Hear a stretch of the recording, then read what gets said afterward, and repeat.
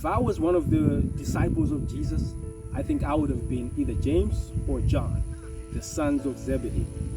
They were called the sons of thunder.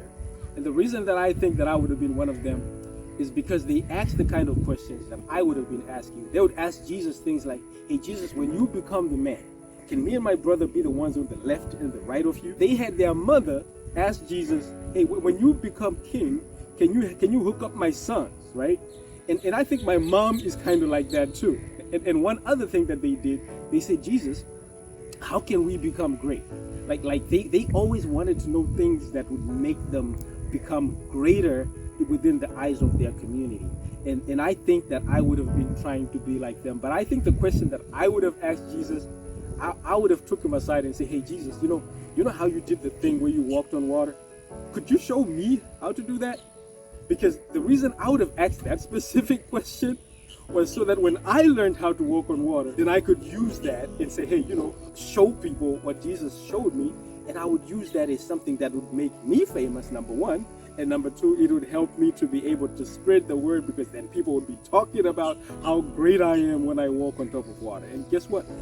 None of the disciples asked those questions. The reason that I think that they didn't ask that question is because they finally learned the secret to Jesus. And Jesus' secret was not that he walked on water. It was not that he turned water to wine. It was not that he opened up the eyes of the blind. His secret was that he prayed every day from about 3 to about 6 in the morning. For about 3 or so hours, Jesus was doing nothing but prayer. And when he finished praying, then he would say, let's go into the city. Then he would walk on water. Then he would open up the eyes of the blind. Then he would heal the sick people. And the secret to Jesus was in his prayer life. And so the only question that the disciples asked him was, Master, teach us how to pray. And when Jesus taught them how to pray, he taught them what we now call the Lord's Prayer. And in that prayer, Jesus covers about 5 things that you should do when you pray. The first thing was this. He said, when you pray, you say, Our Father. Meaning you don't approach God based on just you. You approach God based on everybody. You come to God not just for yourself, but for us, for the people. He said, who art in heaven, meaning that you give reverence to where God is, which is in the highest place, which is the highest heavens.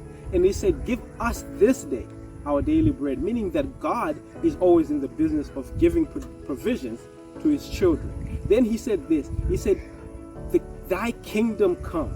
And that kingdom coming is not something that means when Jesus comes. It's something that happens when we are here. We're the ones supposed to bring the kingdom culture of the heavens into the earth. So we partner with God to bring kingdom culture. And then he says this, forgive us our trespasses, meaning let us stick to our own lane. Let us do the thing that you sent us to do. And lead us not into temptation. In other words, protect us from being tempted, because it's possible for us to be tempted. It's also possible for us to resist temptation.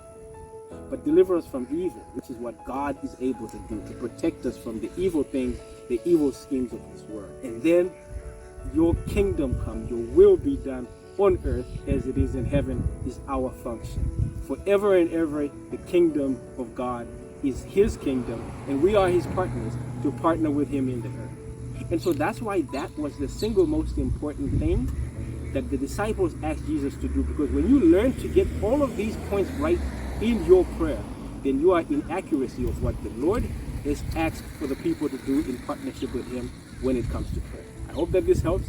It's your brother, Pastor CJ. Have a blessed week. See you.